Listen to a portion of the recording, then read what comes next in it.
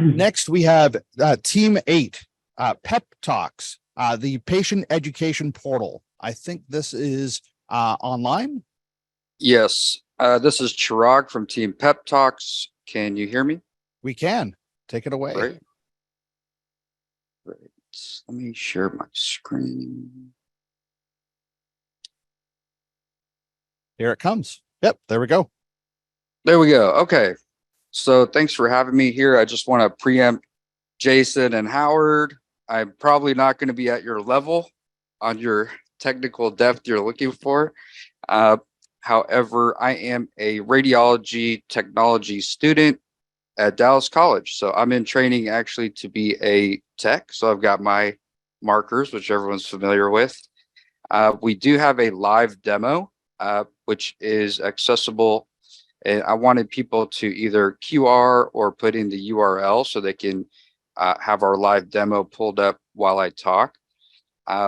So going right into the presentation, what a journey it's been in this hackathon. I mean, I never thought, when does a rad tech get a chance to hang out with abdominal radiologist for 7 days and have a UX UI person and a software engineer all together? So it's just been a blast. And, thank you to the team for putting all this together. That's us for number 8, just showing the order. Okay, so the purpose of our PEP Talks is to improve patient education. So hence the acronym is PEP, Patient Education Portal. And we're focusing on the time before the patient arrives in the radiology department. So this is kind of a textbook image of all the systems at play in this situation in digital radiography, just as one example. Obviously, we're working with all modalities and just radiology in general, and PEP Talks would fit into the patient information system. So the context, we decided at the beginning of this hackathon, we said, do we want to make life better for radiologists or do we want to make life better for patients? We had to just pick for the sake of the hackathon. So for this one, we decided, let's interview some patients. Let's go talk to people about their experiences as patients going through radiology. And as soon as we noticed that friends and family we were interviewing started crying, they started reliving experiences they had when they had to go through radiology and just reliving the trauma of a very serious diagnosis, or just when they would reflect on, I had somebody in our interview said the only time they ran a red light in their life is when they were going to and from their radiology appointment. And it just kind of struck us very deeply. And we said, let's think about this. Let's unpack this some more. And if people in our user research interviews are having emotional reactions, after the fact, then there's something here. There's something that people go through emotionally as patients for radiology, because we think of medical imaging as a very technical and scientific field, and we're at the SIIM convention, but radiology is emotional. And that's really the thesis here. Patients have questions before they arrive. And if we give them a little 3-fold pamphlet about, MRI, it's likely they're not going to read it. They may not even read the language that the pamphlet's in. And they're just going to be scared and fearful when they arrive. In the literature, anxiety reduction and emotional self-care is really important to radiology departments. And this is one such paper citing a method called the U technique for literally just focusing on emotional reactions and emotional response while patients are in radiology. In our research, we looked at MyChart, some other apps and sort of EHR systems that patients are familiar with, just to give us some clues on how to make a UI that's going to fit the current state of things. Again, patients are afraid. We confirmed this through our patient research interviews. And so in the bullets here below too, we kind of started coming up with the prototype.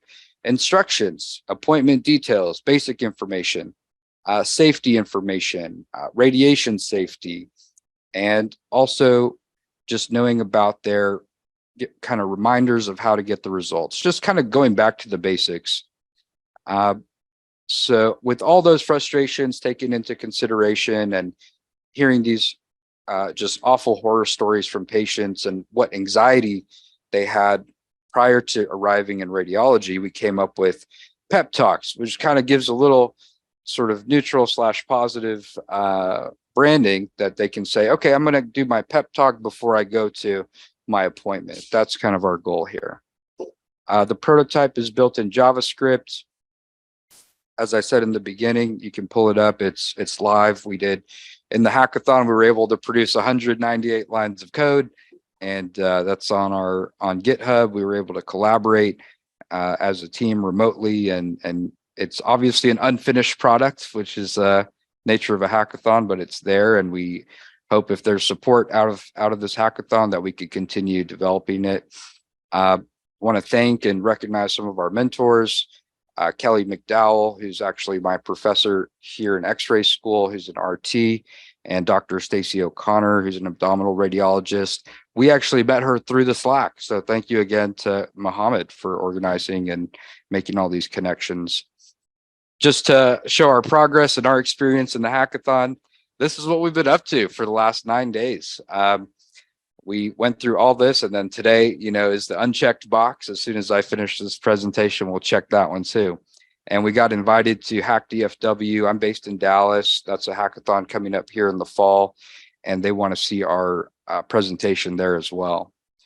There's a little, if you want to go on GitHub, you can go to Sea of Code or github.com/Sea of Code, and you can add in and make comments or contribute to our code base there in open source fashion. And that's it. That's, I think, my 6 minutes. Here's our contact info of the 2 team leads, myself. Again, I'm Chirag Gupta, radiology student, and Matthew Pearson, who is our engineering lead. So thank you for your time. Great. Thank you so much. Questions from the judges?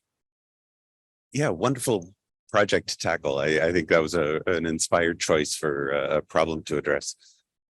Did you think about building in details where the interaction of the patient with the system then would provide confirmation information back to the staff at the imaging center, so the tech would have some idea of, whether the patient had actually been able to look at this stuff, what questions they may have looked at to sort of understand their state of mind and what they might need to go over again?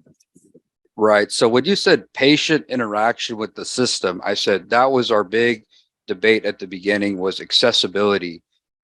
You tell a blind patient that they have cancer and they need to come in for a biopsy.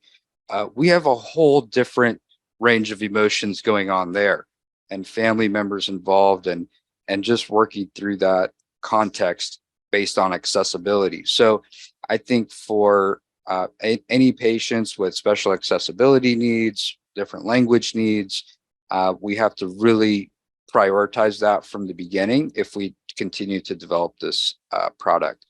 And absolutely, yeah, I hope that answers most of the question. And then you're talking more about screening and actual information that staff would need to see prior to arrival. So we would hope to integrate with those existing questionnaires.